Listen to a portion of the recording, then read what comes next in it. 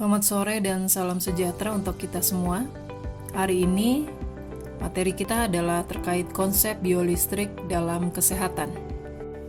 Adapun topik-topik yang akan dibahas adalah pertama, atom, ion, muatan listrik, potensial arus dan hambatan listrik.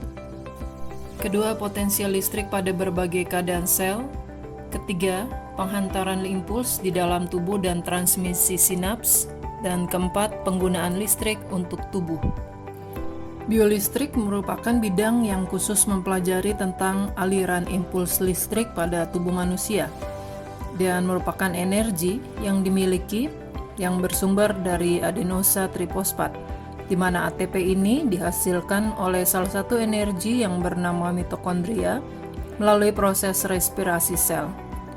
Sel-sel dalam tubuh manusia jumlahnya lebih dari 1 triliun. Masing-masing mempunyai muatan listrik sebesar 90 mV, dengan muatan positif di luar membran sel dan muatan negatif di dalamnya. Bila dapat dibuat hubungan seri dalam masalah listrik, satu sel dengan sel lain, maka tubuh manusia mempunyai potensi yang sangat besar dalam menghasilkan tegangan listrik. Misalnya untuk menghasilkan tegangan 220 volt atau tegangan listrik rumah tangga, diperlukan hubungan seri 2500 sel saja. Sedangkan tubuh manusia mengandung lebih dari 1 triliun sel. Hal ini menunjukkan bahwa bukan hal yang mustahil. Struktur biologik dapat mengembangkan potensial listrik yang cukup tinggi, di mana semua alat-alat tubuh manusia dalam menjalankan fungsinya selalu berkaitan dengan masalah listrik, khususnya sistem saraf dan sistem yang terdapat pada organ jantung. Oleh karena itu, sebenarnya manusia merupakan satu sistem biolistrik yang sangat menarik untuk kita amati. Sel-sel tubuh manusia mampu menghasilkan potensial listrik yang merupakan lapisan tipis muatan positif pada permukaan luar dan lapisan tipis muatan negatif pada permukaan dalam. Energi biolistrik adalah suatu daya dinamis dalam aliran tetap yang beredar melalui seluruh tubuh. Energi biolistrik dijelaskan sebagai daya listrik hidup yang terdiri dari pancaran elektron-elektron yang keluar dari setiap titik tubuh melalui kelenjar atau organ-organ tubuh dan muncul akibat adanya rangsangan penginderaan, baik melalui makanan yang kita makan, udara atau oksigen, atau air yang kita minum, dan lain sebagainya. Kita masuk dalam topik yang pertama, atom, ion, muatan listrik, potensial, arus, dan hambatan listrik. Atom adalah satu satuan dasar materi yang terdiri atas inti atom serta awan elektron bermuatan negatif yang mengelilinginya. Inti atom terdiri atas proton yang bermuatan positif dan neutron yang bermuatan netral. Elektron-elektron pada sebuah atom terikat pada inti atom oleh gaya elektromagnetik. Sekumpulan atom demikian pula dapat berikatan satu sama lainnya dan membentuk sebuah molekul. Atom yang mengandung jumlah proton dan elektron yang sama bersifat netral, sedangkan yang mengandung jumlah proton dan elektron yang berbeda bersifat positif atau negatif dan disebut sebagai ion. Jadi ion adalah suatu atom atau molekul yang memiliki muatan listrik total tidak nol, atau jumlah total elektron tidak sama dengan jumlah total proton. Kation adalah ion bermuatan positif, sedangkan anion adalah ion bermuatan negatif. Muatan listrik adalah muatan dasar yang dimiliki oleh setiap partikel penyusun atom, kecuali neutron. Karakteristik muatan dasar hanya memiliki proton dan elektron. Oleh karena itu, muatan listrik hanya dibedakan menjadi muatan positif dan muatan negatif, serta muatan netral yang tersusun dari gabungan muatan positif dan muatan negatif dalam jumlah yang sama. Interaksi antar muatan listrik akan terjadi jika benda-benda yang bermuatan didekatkan satu sama lain. Gaya tolak-menolak terjadi pada benda-benda yang bermuatan sejenis, sedangkan gaya tarik-menarik akan terjadi pada benda-benda yang bermuatan tidak sejenis. Potensial listrik merupakan besarnya usaha yang diperlukan untuk memindahkan muatan listrik positif sebesar satu satuan dari tempat tak terhingga ke suatu titik tertentu. Potensial listrik dapat pula diartikan sebagai energi potensial listrik per satuan muatan penguji. Satuan dari potensial listrik adalah volt. Hal ini untuk menghormati penciptanya yaitu Alessandro Volta. Itulah sebabnya perbedaan potensial listrik antar dua titik dikenal sebagai voltase. Sementara arus listrik atau listrik dinamis adalah laju aliran muatan listrik melewati suatu titik atau bagian. Arus listrik dikatakan ada ketika ada aliran bersih muatan listrik melalui suatu bagian. Muatan listrik dibawa oleh partikel bermuatan, sehingga arus listrik adalah aliran partikel muatan. Dalam elektrolit, pembawa muatan adalah ion, dan dalam gas terionisasi atau plasma adalah ion dan elektron. Satuannya adalah ampere. Hambatan listrik. Hambatan listrik merupakan ukuran sejauh mana suatu objek menentang aliran arus listrik. Sifat-sifat hambatan listrik secara umum terbagi dua.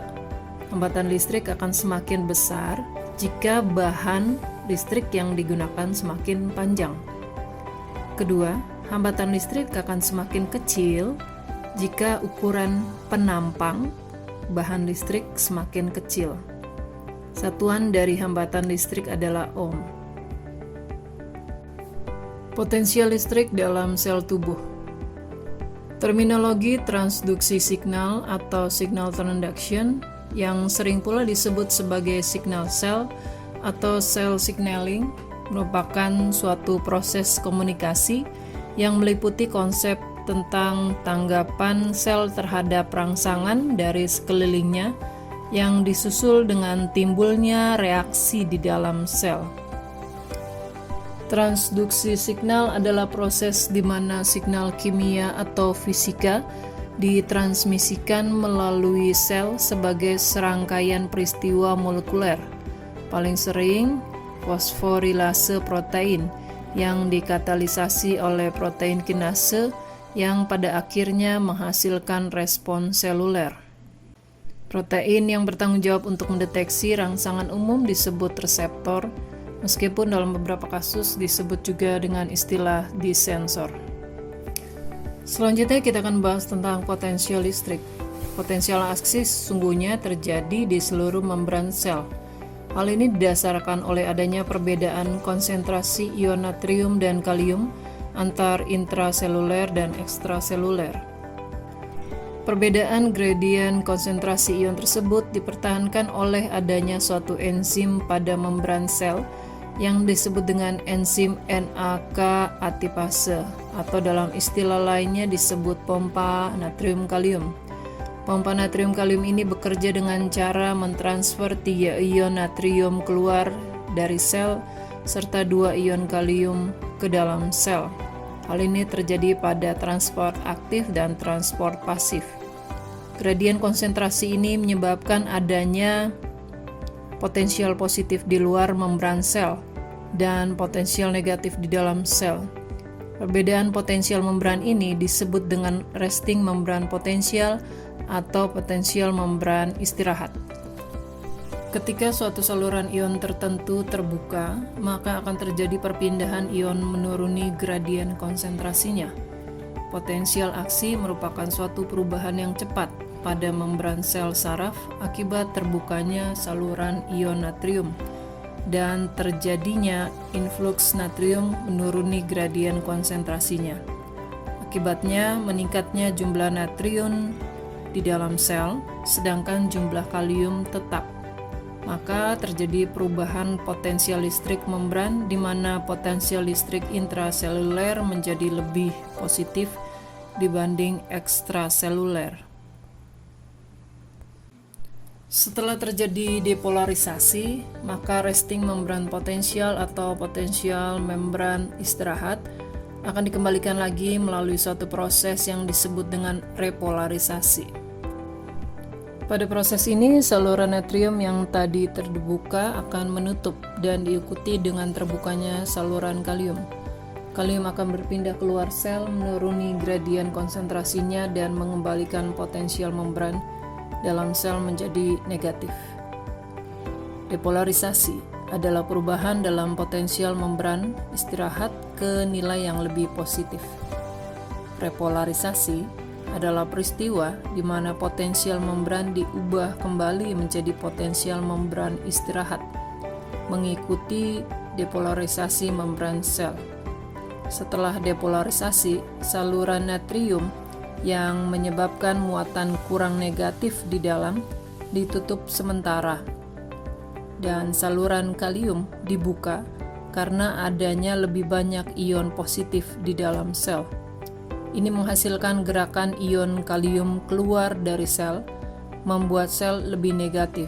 Akhirnya, proses repolarisasi mengembalikan potensial membran istirahat. Repolarisasi tidak memicu aktivitas mekanisme apapun dengan memberi signal pada organ efektor seperti otot, tidak seperti selama peristiwa depolarisasi. Namun, repolarisasi sangat penting untuk membuat membran sel siap untuk transmisi impuls saraf kedua oleh depolarisasi untuk kedua kalinya. Potensial aksi menyebar di sepanjang perjalanan serabut saraf melalui mekanisme depolarisasi sistem saraf. Depolarisasi di sepanjang serabut saraf inilah yang kita kenal dengan istilah impuls saraf. Keadaan di mana potensi membran menjadi lebih rendah daripada potensi membran istirahat disebut hiperpolarisasi. Hiperpolarisasi adalah perubahan potensial membran sel yang membuatnya lebih negatif. Ini adalah kebalikan dari depolarisasi. Hal ini menghambat potensial aksi dengan meningkatkan stimulus yang diberikan untuk memindahkan potensial membran ke abang potensial aksi. Hal ini terjadi ketika ion K+ keluar dari dalam sel atau masuknya ion negatif ke dalam sel seperti ion kloridamin. Seperti apa gambaran penghantaran impuls di dalam tubuh dan transmisi sinap? Kita akan membaginya dalam dua bagian. Dalam mekanisme penghantaran impuls ada dua istilah yang perlu kita ketahui, yaitu prasinapsis dan postsinapsis, atau pembentukan excitatory postsynaptic potential EPSP dan inhibitory postsynaptic potential. Prasinapsis adalah akson dari neuron sebelumnya, sedangkan postsinapsis adalah dendrit dari neuron berikutnya. Logikanya begini. Impuls yang diterima dendrit diteruskan melalui badan sel dan diteruskan lagi ke bagian akson. Akson akan menghantar impuls ke neuron berikutnya. Neuron tersebut memanfaatkan dendritnya untuk menerima impuls.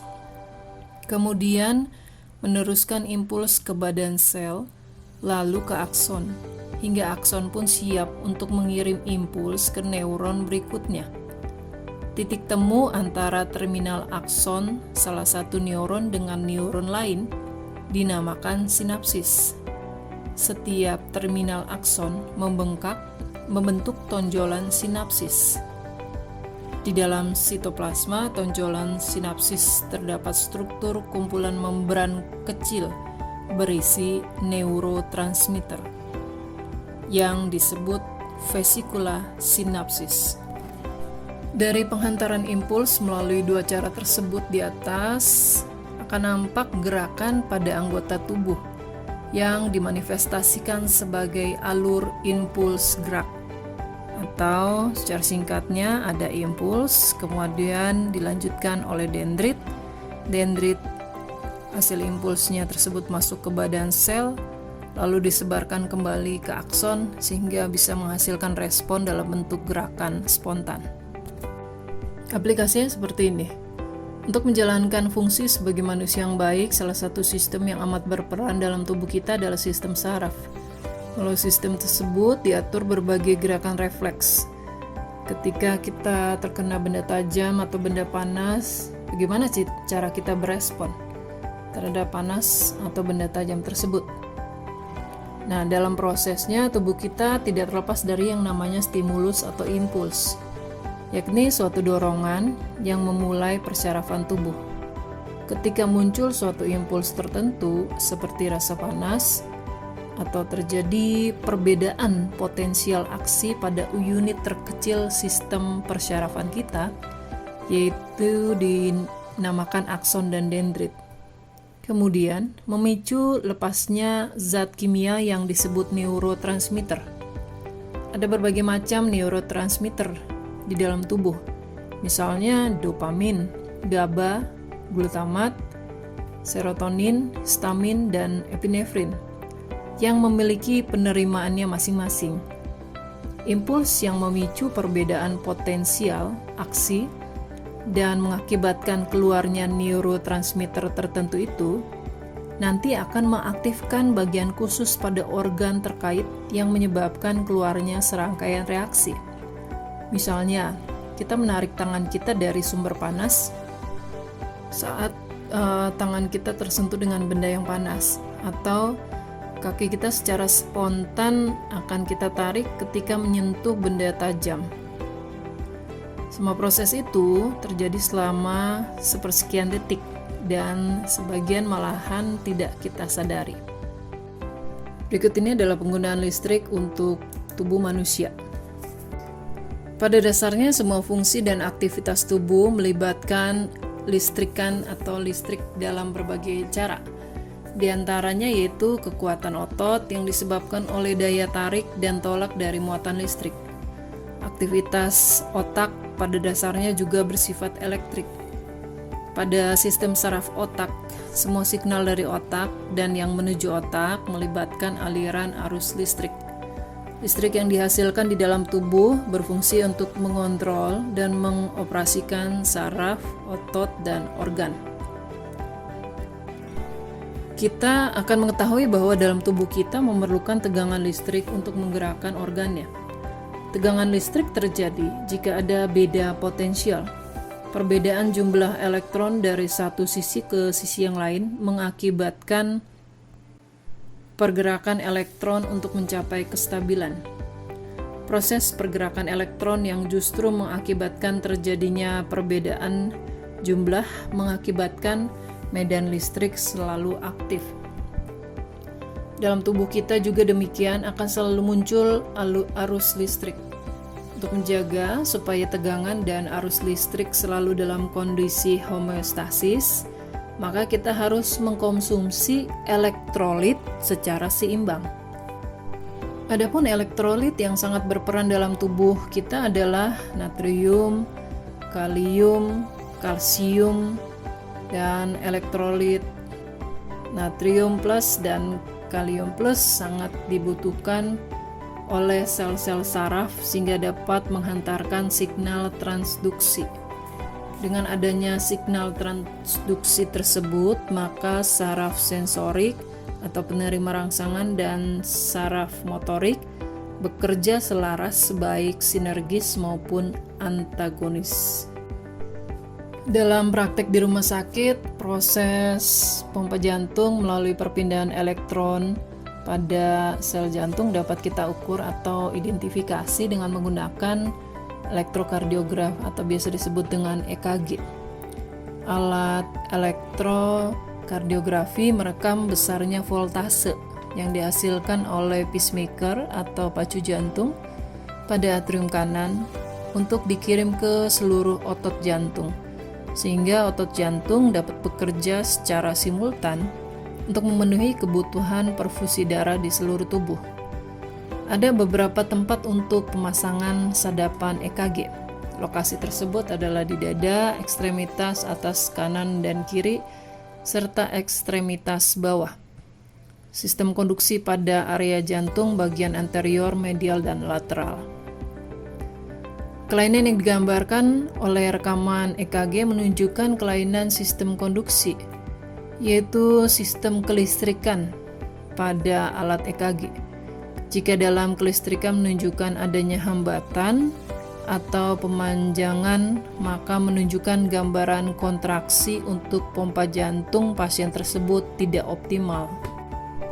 Bila kita lihat gambar ini menunjukkan besaran voltase yang dihasilkan oleh otot jantung saat berkontraksi dalam hitungan detik. Nilai 0 pada gambar menggambarkan garis isoelektrik atau titik netral. Sedangkan nilai positif 1 menunjukkan batas threshold, sehingga kontraksi jantung dapat optimal untuk memompa darah ke seluruh tubuh. Proses pompa jantung akan dihitung dalam periode 1 menit. Menghitung jumlah kontraksi otot jantung yang efektif untuk memenuhi kebutuhan vaskularisasi tubuh selama 1 menit. Berikut adalah gambaran untuk organ jantung. Sistem organ lainnya yang juga ada fungsi listrik di dalamnya adalah sistem organ saraf. Sistem organ yang berdasarkan signal transduksi elektron adalah sistem organ saraf. Konsep dasar saraf dan peran konduksi elektron dalam melaksanakan fungsi pada sistem saraf pada dasarnya ada beberapa jenis saraf. Pertama ada sistem saraf pusat, terdiri dari otak, medula spinalis, saraf perifer. Saraf perifer ini adalah serat saraf yang mengirim informasi sensori ke otak atau ke medula spinalis yang disebut dengan saraf aferen. Sedangkan saraf yang menghantarkan informasi dari otak atau ke medula spinalis ke otot atau medula spinalis ke otot serta kelenjar disebut saraf eferen. Dan yang terakhir adalah sistem saraf otonom, mengatur organ dalam tubuh seperti jantung, usus, dan kelenjar yang bekerja tanpa disadari. Sistem kelistrikan dalam sistem saraf sangat dipengaruhi oleh ada dan tidak adanya mielin dalam akson saraf. Kecepatan impuls serat saraf berdiameter besar, kemampuan impuls lebih cepat dari yang berdiameter kecil. Kondisi demikian disebabkan oleh adanya beda potensial yang lebih besar jika dibandingkan dengan saraf dengan diameter yang kecil. Berdasarkan keberadaan mielin sarafnya, kita kelompokkan jadi 2 tipe, yaitu yang bermielin dan tanpa mielin. Yang bermielin banyak terdapat pada manusia di mana suatu isolator yang baik. Kemampuan mengalirkan listriknya sangat rendah. Aliran signalnya dapat meloncat dari satu simpul ke simpul yang lain. Kedua, tanpa mielin. Akson tanpa mielin ini diameternya 1 mm dan akson bermielin adalah di mana akson yang tanpa mielin ini terjadi pada suatu saraf atau neuron membran otot-otot pada keadaan istirahat atau tidak adanya proses konduksi impuls listrik. Pada sistem saraf, sinapsis dan neuronal junction sinapsis merupakan hubungan antara 2 buah saraf atau lebih yang akan diteruskan jika ada rangsangan dan berakhir pada neuronal junction. Berakhirnya saraf pada sel otot. Baik sinapsis maupun neuronal junction mempunyai kemampuan meneruskan gelombang depolarisasi dengan cara lompat dari satu sel ke sel yang berikutnya. Gelombang depolarisasi ini penting pada sel membran otot. Oleh karena pada waktu terjadi depolarisasi, zat kimia yang terdapat pada otot akan bergetar atau berdenyut sehingga menyebabkan kontraksi otot. Dan setelah itu akan terjadi repolarisasi sel otot, di mana otot akan mengalami reaksi. Mielin atau selaput saraf yang membungkus akson berfungsi sebagai isolator pada sel saraf. Sehingga dengan adanya mielin, maka signal transduksi satu jalur saraf tidak akan melompat kepada serabut saraf lainnya. Dengan demikian, maka jalur pada masing-masing saraf mempunyai kekhususan yang berbeda-beda. Sedangkan pada saraf yang tidak bermielin sebagian besar sebagai penyusun struktur sel otak. Demikian dua contoh dari aliran listrik yang terdapat di dalam tubuh manusia. Ini adalah akhir dari materi kita. Semoga bermanfaat. Tuhan Yesus memberkati.